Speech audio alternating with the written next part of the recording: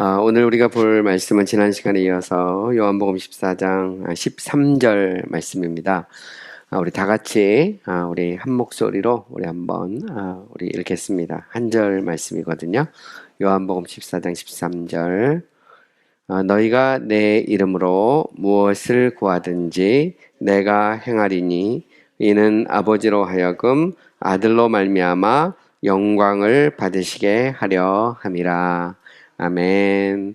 이 말씀은 예수님께서 십자가를 지시기 전에 염려하고 걱정하는 제자들에게 주신 말씀입니다.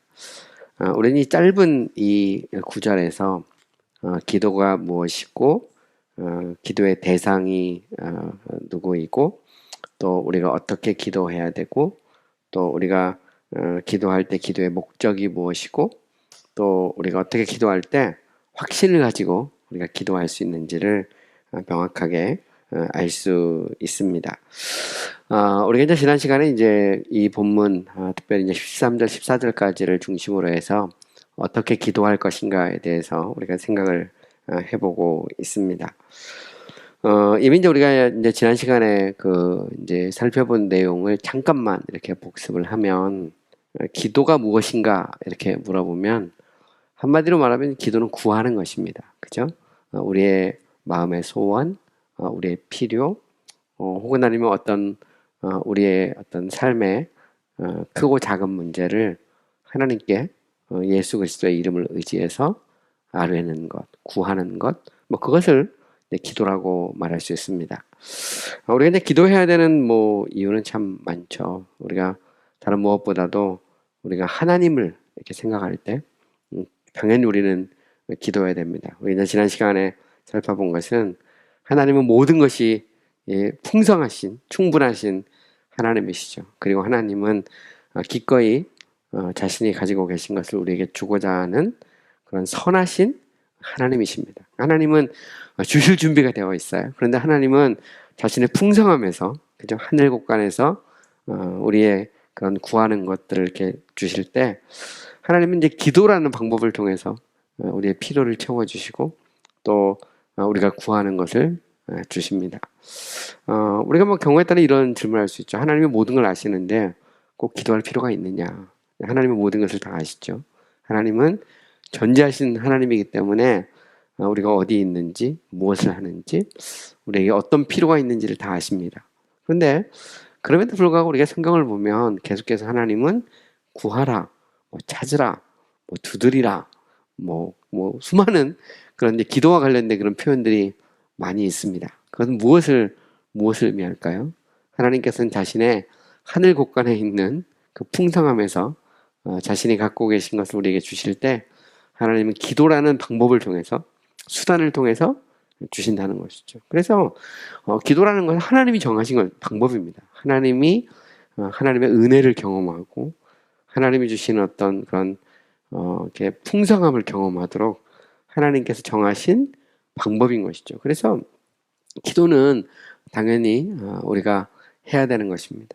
일단 우리 자신을 생각해 볼 때도 당연히 기도는 마땅히 해야 될 일이죠. 왜냐하면 하나님은 풍성하지만 우리는 부족하거든요. 우리는 늘 필요가 있죠. 또 때로는 연약하고 넘어지고 쓰러지고 공격받고 이런 문제들이 있습니다. 만약 우리가 아무런 문제가 없다 그러면 기도할 필요가 없죠. 그죠? 사람이 천년만년 건강하게 아무 문제 없이 조금도 부족함이 없이 산다면 그러면 우리가 기도할 필요가 없습니다. 그런데 그렇지 못하죠. 사람의 생명이라는 것도 성경에 나왔듯이 사람의 수명이라는 게 70이고 강건하면 80이잖아요. 그리고 정말 오래 살면 120살까지 사는 사람도 기네스북에 오를 정도 되면 120살까지 삽니다. 사실 우리 여기 앉아 계신 우리 장로님들, 권사님들, 우리 안수사님들도 앞으로 우리가 미래를 다 모르잖아요. 10년, 20년. 한 20년쯤 돼서 여기에 앉아 계실 분이 몇 명이나 될지는 아무도 장담을 못해요. 저도 마찬가지입니다. 저를 포함해서 사람의 가는 길이 한계가 있죠. 그죠? 또 때로는 또 이렇게 인생을 살면서 우리가 소위 생로병사의 문제가 있잖아요. 인간은 다 그런 문제가 있습니다. 그렇기 때문에 우리가 이제 기도하게 되죠. 그죠? 그래서 우리는 하나님의 풍성함과 우리의 어떤 연약함, 부족함을 생각할 때 기도라고 하는 것은 하나님이 우리에게 주신 선물이다라고 하는 것을 알 수가 있죠. 오늘 이제 조금 더 구체적으로 우리가 지난 시간 살펴본 요 내용을 좀 더 구체적으로 이제 살펴보려고 하는데, 근데 기도는 해도 되는가 안 해도 되는가 이런 문제입니다. 쉽게 말하면 기도는 의무인가, 그죠? 의무라는 것은 듀티, 영어로 듀티라고 하는데 이건 뭐 해도 되고 안 해도 되는 그런 게 아니죠. 여러분 공항에 가면 듀티 프리라는 게 있어요. 공항에 가면 면세점을 듀티 프리 샵이라고 하죠. 이 말은 모든 물건을 사면 세금을 내야 되는데 세금을 안 내도 되는 그런 물건을 파는 곳이 바로 이제 소위 말하는 이제 면세점이죠. 그걸 듀티 프리 이렇게 보통 말합니다. 그러니까 면세 혜택이 있다는 건데, 기도라는 것은 듀티 프리가 아니라는 거죠. 기도는 하나님이 우리에게 주신 어떤 하나님의 은혜를 경험하는 방법이기도 하고, 그건 또 우리 편에서 보면 당연히 기도는 의무라는 거죠. 그러니까 해도 되고 안 해도 되는 것이 아니라는 거예요. 대한민국 국민이라면 4대 의무가 있잖아요. 그 중에 하나가 저희 납세 의무라는 것도 있어요. 납세 의무. 세금을 내야 됩니다. 그래서 세금을 내는 것이 이제 우리 국민의 의무인데, 성도의 의무. 성도의 의무는 그 중에 하나가 바로 이제 기도죠, 기도. 그래서 기도는 해도 되고 안 해도 되는 것이 아닙니다. 그래서 뭐 하나님이 다 하는데 무슨 기도를 한대요? 이렇게 그렇게 하면 그거는 이제 하나님의 어떤 방법을 모르는 겁니다. 하나님은 아세요. 아심에도 불구하고 하나님은 기도를 통해서 주시겠다고 하나님이 정하신 법입니다. 그리고 이것은 축복의 수단이기도 해요. 왜냐하면 기도하는 게 무슨 뭐 엄청나게 어려운 것이 아니기 때문이죠. 나중에 제가 조금 더 자세히 이야기하겠지만 기도가 뭐 그렇게 어려운 것은 아닙니다. 마치 그 자녀가 그 부모에게 무언가를 요구하는 것처럼 우리가 우리 삶의 크고 작은 문제, 아주 작은 문제에서부터 아주 큰 문제까지를 하나님 앞에 구할 수 있죠. 옛날에 우리 시골교회 목사님이 이제 기도 가르칠 때 가끔 그런 얘기를 하셨거든요. 한 번은 양말을 신다가 한쪽만 있고 한쪽이 아무리 새도 없는 거예요. 그래가지고 기도를 했답니다. 하나님 양말 한 짝 찾게 해주세요. 이렇게 기도했는데 나중에 보니까 한 발에 2개를 다 이렇게 신은 거죠. 그래서 바로 그냥 기도가 응답됐다 이렇게 뭐 그런 얘기를 들은 적도 있어요. 사람은 그렇습니다. 보면 그런 필요가 있는데 어쨌든 보면 저도 이렇게 이렇게 아내랑 이렇게 살면서 보면 아내는 되게 소소한 것들도 다 기도를 해요. 정말 양말 한 짝 잊어버리면 그걸로 놓고도 기도하는데 저는 뭐 그 정도는 아닌 것 같아요. 저는 그냥 없으면 말지 이런 스타일인데 제 아내는 아주 구체적으로 이렇게 기도하죠. 그거는 뭐 성격 차이도 있는 것 같아요. 사람마다 또 남성과 여성의 차이도 있고 어쨌든 분명한 것은 우리에겐 필요가 있고 또 하나님은 풍성하시고 하나님은 기도를 통해서 우리의 필요를 채우시기를 원하신다는 것이죠. 그래서 우리가 조금 더 이제 구체적으로 살펴보면 기도는 위대한 법의 조성자이신 하나님이 본성의 법으로 주신 것이다. 그러니까 하나님의 법이라는 겁니다. 하나님이 우리에게 주신 규율이죠. 근데 본성의 법이라는 것은 하나님 자신이 정말 이렇게 풍성하신 하나님이시고 또 하나님께서 사람을 인격적으로 자기 형상대로 지으셨잖아요. 그래서 하나님과 우리의 관계 속에서 억지로 막 그냥 강제로 부여한 것이 아니라 어떻게 보면 기도라는 것은 자녀가 부모와의 어떤 관계 속에서 요구하는 것과 같잖아요. 이런 면에서 보면 마치 그 부모와 자녀의 관계가 굉장히 자연스러운 관계인 것처럼 하나님과 피조물인 우리의 관계도 이렇게 자연스러운 관계라는 그런 의미죠. 이런 속에서 하나님께서 자연스럽게 기도를 하는 것을 우리에게 이게 법으로 주셨다는 겁니다. 억지로 강제로 이게 준 것이 아니고 마치 부모 사이와 자녀 사이에 자연스럽게 이렇게 부탁하고 들어주고 하는 이런 관계처럼 하나님께서 그렇게 기도라고 하는 것을 정해놓으셨다는 것이죠. 그래서 기도라고 하는 것은 당연히 우리가 해야 될 것이다. 이렇게 말할 수 있어요. 두 번째로 기도는 창조주이시며 주권자이신 하나님께 드려야 할 본성적인 예배의 일부분이다. 이게 이제 되게 재밌는 표현이죠. 여기 보면 예배의 일부분이 곧 기도라는 겁니다. 여러분 이제 그러면 예배라는 말은 보통 우리가 이제 월십이거든요. 월십. 그죠? 월십이란 말은 영어로 보면 이게 worthy 플러스 ship이에요. worthy라는 것은 가치가 있다 이런 말이거든요. 그러니까 하나님은 찬양받기 합당하신 분이라는 거거든요. 예배받기 합당하신 분이니까 그 찬양받고 예배받기 합당하신 분을 우리가 마땅히 찬양하고 예배하는 걸 그걸 예배라고 말할 수가 있어요. 그래서 예배라는 것 자체가 월십 그러잖아요. 그 말은 찬양받기 합당하신 분입니다. 그래서 우리가 요한계시록에 보면 보좌에 계신 어린 양을 찬미할 때 보면 Worthy is the Lamb 이런 말을 써요. 어린 양이 찬양받기에 합당하다 이런 말을 쓰거든요. 그래서 예배라는 것은 마땅히 드려야 될 것입니다. 그러니까 기도라는 것도 마찬가지라는 것이죠. 기도라고 하는 것도 피조물인 인간이 그리고 하나님의 된 자녀된 우리가 마땅히 하나님께 구해야 될 어떤 예배의 어떤 한 부분이라는 겁니다. 예배의 일종이죠. 그래서 항상 보면 우리가 예배를 드릴 때 기도를 하잖아요. 그죠? 목사님이 뭐 개회 기도도 하고 중간에 대표 기도도 하고 또 때로는 합심 기도도 하고 그러니까 예수 믿는 사람들 보면 계속 기도를 합니다. 솔직히 기도가 뭐냐면 기도가 예배의 한 일부분이에요. 하나님을 하나님답게 하는 것이죠. 그러니까 기도한다는 것 자체가 하나님의 위대하심을 찬미하는 거고 또 우리의 연약함을 고백하는 거잖아요. 그죠? 또 하나님의 아버지 되심, 또 하나님의 주권을 인정하는 거거든요. 그러니까 기도 속에는 하나님을 인정하는 겁니다. 계속해서. 반면에 우리도 이제 연약함도 인정하지만 또 우리가 하나님의 자녀라는 것도 또 우리가 확인할 수도 있고요. 그래서 기도 자체가 보면 예배죠. 그러니까 기도를 통해서 하나님의 이름이 높여지고 또 우리가 그분 앞에 엎드려지고 하는 이런 모든 것이 기도와 때려야 뗄 수 없는 예배와 때려야 뗄 수 없는 그런 성격을 가지고 있다는 겁니다. 그래서 하나님이 예배받기 합당하신 분이라면 당연히 우리는 예배를 드려야 되죠. 그래서 우리가 이제 이 구약의 제사를 드릴 때도 보면 이렇게 짐승을 잡아서 하나님 앞에 드릴 때 향을 같이 피우잖아요. 향을. 그래서 향이라는 것을 보통 이제 기도로만 이렇게 표현하거든요. 그죠? 그래서 우리가 하나님을 예배할 때 제물을 들고 나오지만 동시에 기도를 함께 드리잖아요. 그래서 항상 모든 예배에는 기도가 있는 것을 볼 수 있죠. 그것 자체가 왜냐하면 그것이 예배의 한 일부분이기 때문에 그렇습니다. 하나님을 하나님 되게 하는 것. 그것이 바로 기도죠. 세 번째로 기도는 우리의 유한함과 한계와 죄악된 상태를 생각하고 하나님의 본질과 성품을 생각할 때 의무라는 겁니다. 그러니까 우리의 연약함, 우리의 부족함, 우리의 죄악됨 반면에 하나님의 위대하심, 하나님의 그런 전지하시고 전능하시고 영원하고 편재하시고 또한 사랑이시고 거룩하신 그 하나님, 그죠? 우리가 그 하나님을 우리가 묵상하는 거잖아요. 그러니까 기도할 때 보면 우리는 우리의 연약함을 고백하지만 동시에 하나님 위대하심을 우리가 찬미하면서 기도하잖아요. 하나님이 위대하지 않으면 기도할 필요가 없습니다. 우리가 소위 이제 재림 예수 이런 사람들한테 기도하지 않는 것은 그게 뭐 해줄 수 있는 게 뭐가 있겠어요, 그죠? 그러나 하나님은 그렇지 않죠. 하나님은 우주와 만물을 다스리고 통치하시고 우리의 삶을 주관하시는 하나님이시거든요. 그 하나님께 기도를 하는 것입니다. 그래서 하나님을 생각하고 우리를 생각해 보면 기도는 마땅히 하나님께 드려야 될 의무다라는 것을 알 수 있죠.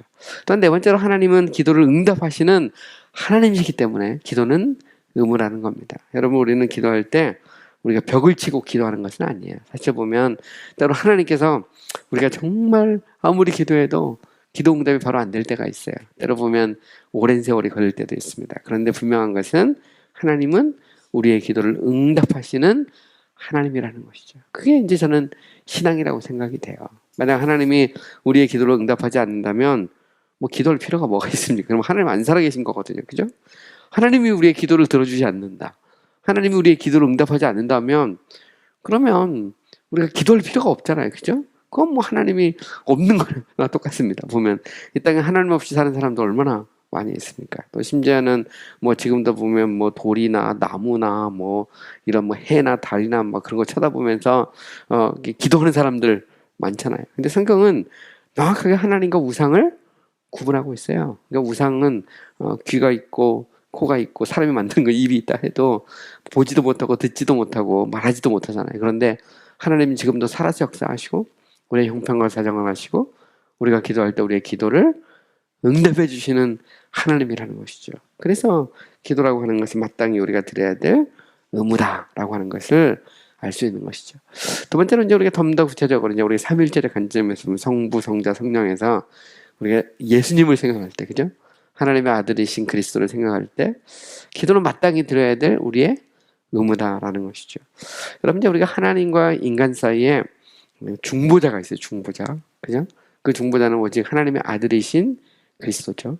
하나님의 아들이신 그분이 사람의 아들로, 인자로 이 세상에 오셨거든요. 그래서 우리가 이제 복음서에 보면 이 하나님의 아들 이런 표현도 있고 인자, 사람의 아들이라는 표현도 있어요. 그래서 바로 하나님의 아들이신 그분이 사람의 아들로 이 세상에 오신 것이죠. 왜 예수님께서 사람으로 동정녀 마리에게 오시고 사람으로 오시고 왜 또 이 땅에서 고난을 받으시고 십자가에 죽으시고 부활하시고 하늘보좌 우편에 앉으셨을까요? 그것은 하나님과 우리 사이에 중보자가 필요하기 때문에 그렇습니다. 하나님은 거룩하고 우리는 죄인이고 하나님은 의로우시고 반면에 우리의 의는 다 더러운 옷과 같고 우리는 불의하기 때문이죠. 쉽게 말하면 하나님과 우리 사이에 엄청난 간격이 있어요. 우리가 이제 전도할 때 보면 브릿지 전도라고 이렇게 얘기하잖아요. 인간의 노력, 행위 막 아무리 해도 도저히 이 다리를 넘어설 수 없는데 이 다리를 예수님이 오셔서 십자가로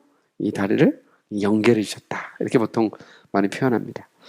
예수 그리스도는 하나님과 우리 사이에 중보자죠. 미디에이터, 영어로 미디에이터라고 그러는데 중보자입니다. 그래서 예수님은 나는 생명이요 길이다. 나는 곧 진리요 생명이요 길이다 이렇게 말씀하시잖아요. 예수님은 길이죠. 하나님께로 나아가는 길입니다. 이 중보자죠. 그래서 우리가 이제 이 중보자이신 예수 그리스도를 생각할 때 우리는 우리가 마땅히 기도해야 된다는 것을 알 수가 있죠. 왜냐하면 우리가 사실 보면 인간이 그 중보자가 없이 하나님 앞에 다이렉트로 이게 갈 수가 없어요. 도저히 나갈 수가 없습니다. 그래서 하나님이 아들 예수 그리스도를 보내신 것이죠. 아들 예수 그리스도를 보내신 이유는 바로 그리스도를 통해서 우리의 필요를 알으라는 것입니다. 그죠? 그러면 하나님께서 그리스도를 통해서 우리의 구하는 것을 주시죠. 응답하십니다. 그래서 야곱이 하란으로 도망갈 때 그 광야에서 하늘에서 이제 사다리가 하늘 사다리가 이렇게 내려오잖아요. 이 사다리가 하늘에서 땅에 닿았고 그곳에 천사들이 오락내리락 하고 그 위에 인자 같은 이가 다 있는데 바로 그 사다리가 예수 그리스도를 상징하는 거거든요. 그 자체가. 그러니까 하나님과 인간 사이, 이 땅과 하늘 사이에는 반드시 중보자가 있어야 된다. 우리가 예수의 이름으로, 예수님의 이름으로 기도하는 이유도 예수님이 중보자이기 때문에 그렇습니다. 우리는 성부의 이름으로 기도하지 않고 성령의 이름으로 기도하지 않죠. 우리는 오직 예수 그리스도의 이름으로, 예수님의 이름으로, 예수의 이름으로 우리가 기도합니다. 왜냐하면 바로 예수님이 하나님과 우리 사이의 유일한 중보자이시기 때문이죠. 그리고 주님은 지금도 하늘보좌 우편에서 우리를 위해서 중보하고 계세요. 그래서 예수님의 사역을 크게 두 가지로 신학에서 나눕니다. 하나는 순환, 또 다른 하나는 중보예요. 중보. 순환이라는 것이 이 땅에서 예수님께서 이렇게 태어나셔서 십자가를 지실 때까지 이때 예수님의 삶을 순환이라고 보통 표현하고요.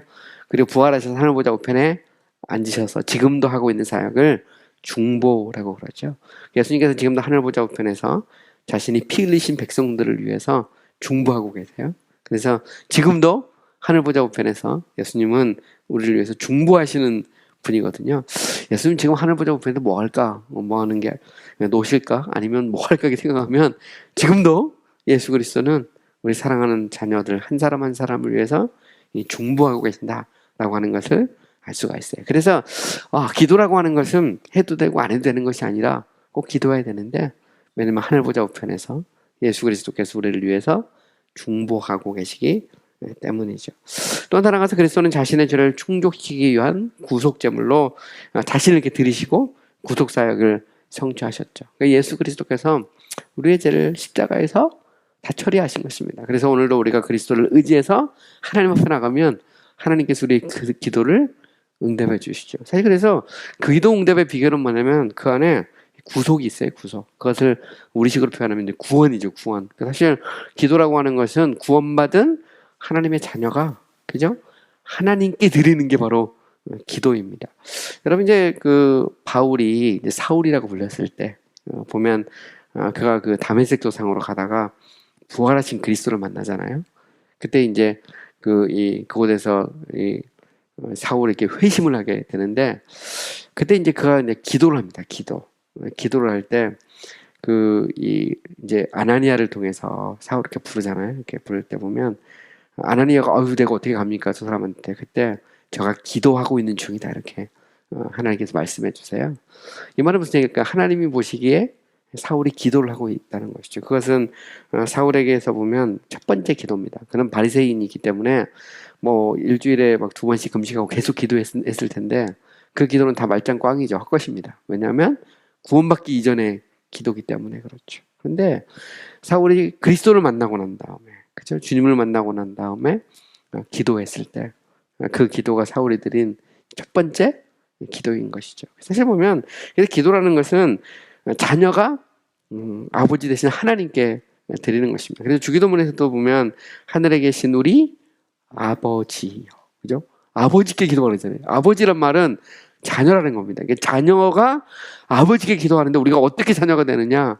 예수 믿고 구원받을 때 자녀가 되는 것이죠. 그래서 요한복음 3장 16절에 보면 하나님이 세상을 이처럼 사랑하사 독생자를 주셨으니 이는 그를 믿는 자마다 멸망치 않고 영생을 얻게 한다 할 때 영생을 얻은 자, 그죠? 예수 믿고 구원받은 사람, 하나님의 자녀가 되는 사람, 양자의 영을 받은 사람, 그죠?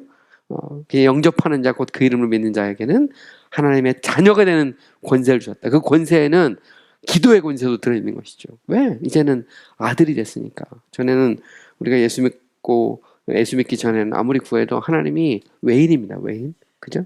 바울 에베소에서 보면 너희가 전에는 외인이었다 그러잖아요. 외인. 그러니까 밖에 사람인데 이제는 예수 믿고 나면 한 집안 사람이 되고 하나님 우리 아버지가 되고 우리가 하나님의 자녀가 되는 것이죠. 그렇기 때문에 우리가 예수 그리스도의 구속, 예수 그리스도의 중보, 또 그 예수 그리스도가 또 하나님과 우리 사이의 중보자이시라는 걸 생각할 때 우리는 당연히 기도하게 되는 것이죠. 왜냐하면 이제 우리의 기도를 할 수 있는, 우리 기도가 응답될 수 있는 길이 열린 것입니다. 하늘과 땅 사이에 사다리가 쫙 놓여진 것이죠. 그래서 우리가 그리스도를 통해서 기도하면 들어주시고 또 바로 그리스도를 통해서 하나님께서 역사하신다는 사실을 알게 되는 겁니다. 또 나아가서 예수님께서는 이 세상에 계실 때 기도로 모범을 보이시고 또 기도를 가르치셨어요. 그죠? 예수께서 친히 기도하셨습니다. 때로는 정말 그 하루의 일과를 마치고 산에 가셔서 예수님께서 기도하기도 하셨고요. 마지막 십자가를 지실 때도 겟세마네 동산에서 땀방울이 핏방울이 되도록 기도하셨습니다. 그리고 예수님은 우리가 뭐 이미 살펴본 요한복음 14장 13, 14절에도 보면 구하라 이렇게 말씀하시잖아요. 그러면 내 이름으로 구하면 아버지께서 응답하신다 이렇게 말씀하시는데 예수님은 기도에 대해서 정말 많이 가르쳐 주셨어요. 산상수훈에서도 보면 구하라, 찾으라, 두드리라 막 이렇게 말씀하시고 어떻게 이 자녀가 부모에게 떡을 달라 하면 돌을 줄 자가 어디 있으며 생선을 달라 하면 뱀을 줄 자가 어디 있느냐 말. 그러니까 자녀가 아버지께 구하면 들으신다. 이게 예수님께서 가르쳐 주신 거예요. 그러니까 우리가 예수님 말씀을 생각해 볼 때도 기도는 해도 되고 안 해도 되는 게 아니라는 걸 알 수 있죠. 사실 구하라, 찾으라, 두드리라는 것이 다 명령형입니다. 그러니까 명령이란 말은 해도 되고 안 해도 되는 것이 아니라는 것이죠. 성도라면 마땅히 기도하라는 겁니다. 그것이 예배고 그것이 우리의 본분이라는 것을 알 수가 있는 것이죠.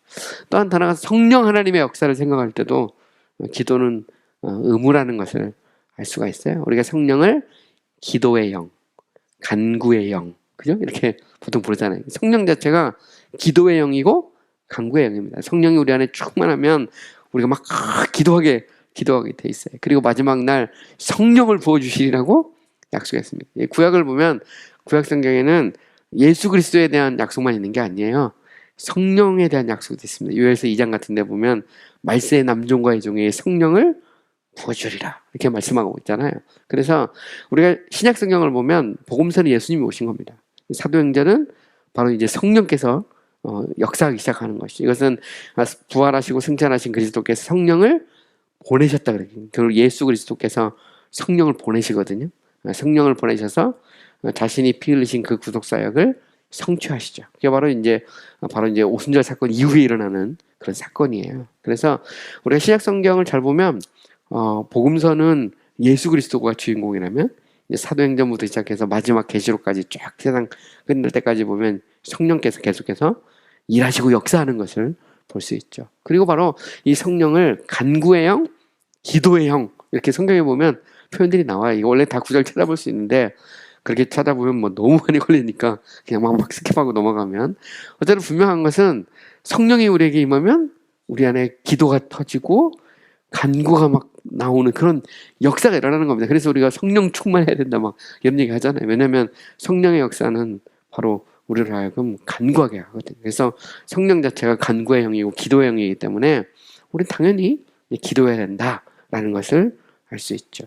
또 우리가 또 말씀을 보면 성령은 우리로 하여금 아버지라고 하나님을 부르고 또 양자의 영이라는 말을 쓰잖아요. 양자의 영. 그래서 우리가 예수 믿는다는 거 그렇습니다. 예수 믿는다는 것은 뭐 제가 설교할 때도 이야기하고 계속해서 이야기하지만 삼일체 하나님의 사역이에요. 하나님의 영원한 선택과 예수 그리스도의 구속과 성령의 인침. 그죠? 그래서 우리가 성령의 역사를 통해서 회개하고 예수 믿고 구원받는 건데, 성령이 우리에게 임했다는 것은 양자의 영이 임했다는 거고, 이제는 하나님과 우리 사이가 자녀 관계가 됐다는 거죠. 그래서 우리가 하나님을 아버지라고 부른다. 요즘에는 뭐 이제 이걸 아빠 아버지라고도 번역을 했는데, 아바라는 말은 원래 아람어예요. My father, 나의 아버지라는 뜻이고요. 이거를 뭐 경우에 따라서 아바를 아빠 이렇게 해서 아빠 아버지라고 번역하기도 합니다. 신학자 중에 보면 신학자 중에 에레미야스 같은 사람은 아빠 아버지라고 번역했는데 개역개정 그걸 받아들인 거예요. 근데 옛날 성경 그냥 아바 아버지라고 했습니다. 왜냐면 아람어이기 때문에 이걸 그대로 살려뒀거든요. 근데 아람어로 아바라는 말은 나의 아버지 이 말이에요. 그러니까 성령께서 우리 가운데 임하면 하나님을 아버지, 나의 아버지라고 부른다는 말이죠. 다른 사람 아버지가 아니고 내 아버지라고 부른다는 그런 의미가 이 속에 들어있어요. 뭐 물론 뭐 아빠 아버지라고 부른다고 해서 막 완전히 틀렸다 이렇게 말하기는 그렇지만 원어적인 의미를 조금 더 이렇게 살려보면 나의 아버지라고 부른다. 다른 사람의 아버지가 아니라는 거죠.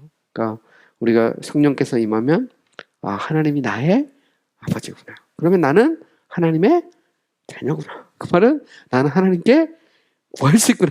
이런 이제 공식이 성립이 되는 것이죠. 그래서 자녀는 부모에게 구할 수 있잖아요. 보면 물론 뭐 자녀도 크면 부모에게 줘야죠. 이렇게 보면 그죠? 맨날 달라고 하면 되겠습니까? 시집가고 장가가면 보면 뭐게 줘야 되는데 보면 어쨌든 자녀는 부모에게 뭘 막 구할 수 있잖아요. 그죠? 근데 우리가 성령이 우리에게 임했다. 양자의 영을 받았다. 그 말은 결국 우리가 기도할 수 있고 기도해야 된다는 것을 의미하는 것이죠. 또 한 더 나가서 우리가 에베소 6장 18절 같은 데 보면 성령으로 그리스도를 통해서 아버지께 나간다. 이게 사실은 기도의 원리이기도 합니다. 우리가 아버지께 기도하죠. 예수의 이름으로 성령의 도우심을 받아서. 이게 이제 삼일체 하나님의 사역이거든요. 물론 나중에 제가 기도의 대상을 얘기할 때 우리가 하나님께 기도할 수도 있고 예수님께 기도할 수도 있고 성령님께 기도할 수도 있어요. 왜? 본질상 다 하나님이고 한 분이니까. 그래서 때로는 우리가 성부 하나님을 바라보며 기도할 수도 있고요. 십자가에 달린 그리스도를 묵상하면서 기도할 수도 있고, 또 아니면 성령께서 이 시간 역사해 주시고 우리 가운데 은혜를 달라고 기도할 수도 있어요. 물론 역할은 다릅니다. 성부와 성자와 성령은 역할이 달라요. 십자가를 지신 분은 성령도 아니고 성부도 아니고 성자죠. 그죠? 오순절을 임하신 분은 성부도 성자도 아니고 성령 하나님이 오순절을 임한 겁니다. 그래서 항상 기독교는 삼위일체가 되게 중요해요. 그래서 삼위일체 하나님은 이 본질상 한 분이고 위격상 세 분이다. 이게 이제 삼위일체 이런 말인데 기독교는 바로 이제 삼위일체 하나님을 우리가 믿는 거거든요. 이런 면에서 삼위일체를 부인하면 이제 이단이 되고 또 이게 잘못된 것이 되는 거죠. 근데 성경을 분명히 보면 성부도 하나님, 성자도 하나님, 성령도 하나님. 근데 이분이 세 하나님이 아니라 한 분 하나님이라고 말하고 있거든요. 그걸 표현하는 이 신학적 용어가 트리니티, 그죠? 그래서 트리니티란 말은 three라는 건 three in one이란 말이에요. three persons in one nature 이런 말인데 한 본질 안에 세 분의 육격이 있다. 이렇게 이제 정통 기독교의 삼위일체론입니다. 어쨌든 보면 기도도 바로 이 삼위일체 원리가 적용되는 것을 볼 수 있죠. 그래서 우리는 이 예수의 이름으로 기도하지 성부와 성령의 이름으로 기도하지 않습니다. 네, 성령의 도우심으로, 그죠? 우리가 누구에게? 아버지 하나님께, 성부 하나님께 기도하죠. 그러면 또 이런 생각을 할 수 있어요. 성부 하나님께 기도하면 성자 예수님하고 성령 하나님은 그런 소외가 되는가? 그렇지 않습니다. 본질상 한 분이기 때문에 누구에게 기도하든 관계가 없어요. 보면. 근데 그 자체가 이렇게 질서가 있다는 것을 이야기를 해주는 것이죠. 이건 하나님의 경륜이고 또 하나님의 어떤 본질에 속하는 것입니다. 또한 우리가 기도할 수 있는 모든 은혜는 성령으로부터 성령께서 우리 가운데 역사하시고 우리의 마음을 때로는 이렇게 풀어도 주시고 부드럽게도 하시고 우리 안에 애통하는 마음도 주시고 그저 이 모든 게 성령 하나님의 역사죠. 이게 성자 예수님의 역사는 아닙니다. 그죠? 성령의 역사죠. 그래서 보면 성부와 성자와 성령이 역할이 다르죠. 성부 하나님은 모든 걸 이렇게 통제하고, 그죠?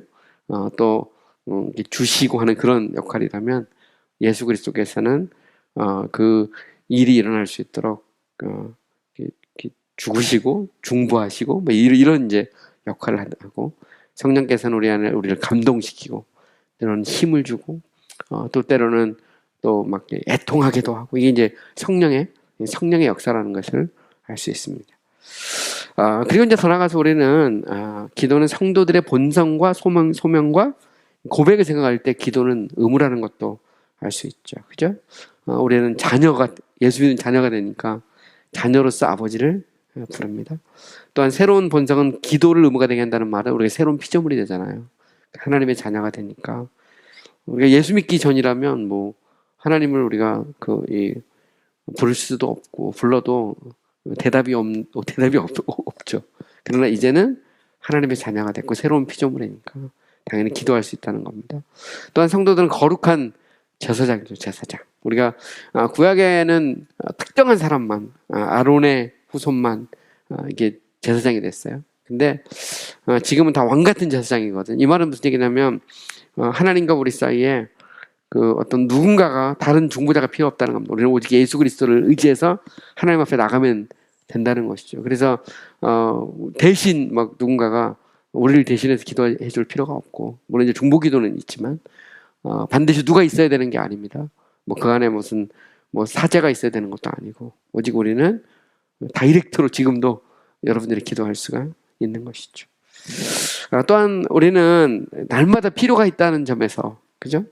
또 하나님 우리에게 주신 어떤 그런 뭐랄까 소명이나 연약함 이런 모든 걸 생각할 때 참 우리가 기도해야 된다는 것을 알 수 있습니다. 우리는 내적으로도 외적으로도 많은 무거운 짐을 지고 있죠. 그래서 보통 그런 얘기를 하거든요. 사람의 마음은 이렇게 소우주라는 표현을 써요. 그러니까 우리가 우주가 엄청 광대하잖아요. 그런데 인간의 마음도 우주라는 거죠. 끝을 알 수 없는. 그래서 부부관계도 그런 것 같아요. 저도 이번에 결혼 31주년인데 31년을 살았어도 다 몰라. 그게 그 아내의 마음이고 남편의 마음이죠. 제가 볼 때 우리 장로님 50년을 살았어도 다 모르겠다.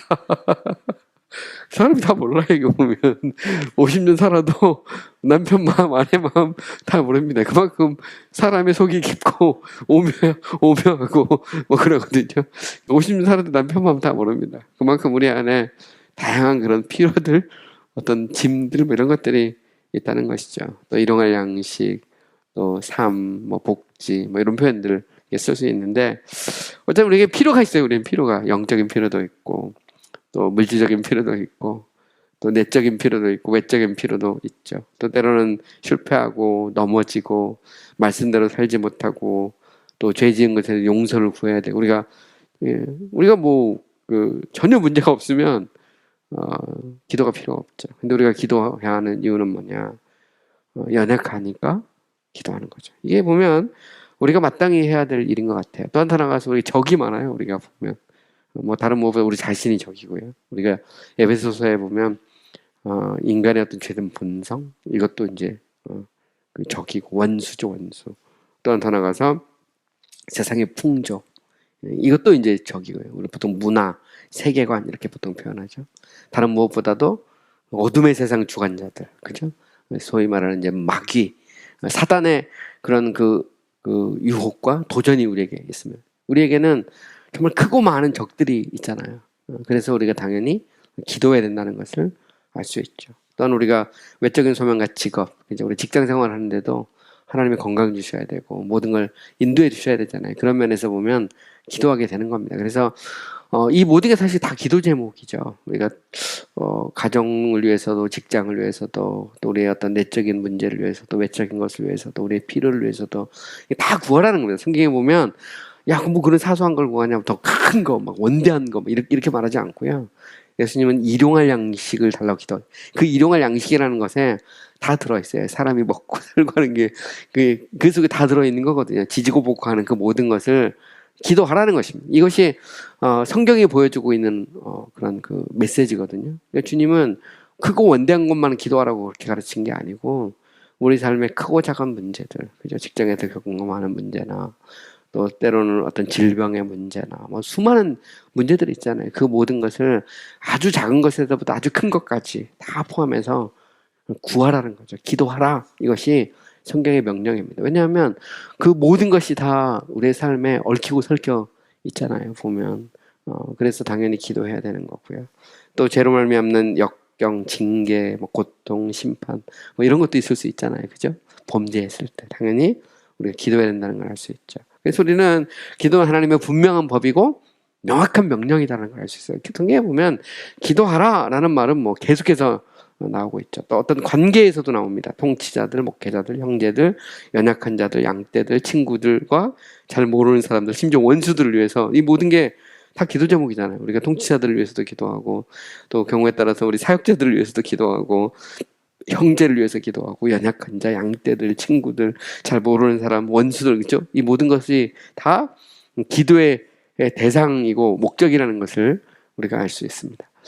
오늘 이제 기도의 의무에 대해서 이야기했고요. 다음 주에는 다음번 제가 설교할 때 아마 이제 두 주 더 띄고 나서 제 순서가 되면 우리가 이제 성부와 성자와 성령과 관련해서 삼일체 하나님과 관련해서 우리가 어떻게 기도해야 될 것인지 조금 더 구체적으로 우리가 좀 생각을 해보도록 하겠습니다.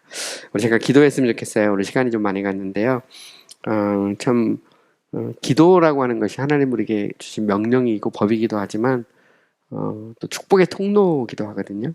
또 의무이기도 하지만 또 선물이기도 합니다. 그래서 하나님 우리를 자녀 삼아 주시고 오늘 이 밤도 기도할 수 있는 은혜 주셔서 감사합니다. 늘 기도하는 삶 살 수 있도록 우리에게 힘 주시고 능력 달라고 이 시간에 합심해서 한번 우리 기도하겠습니다.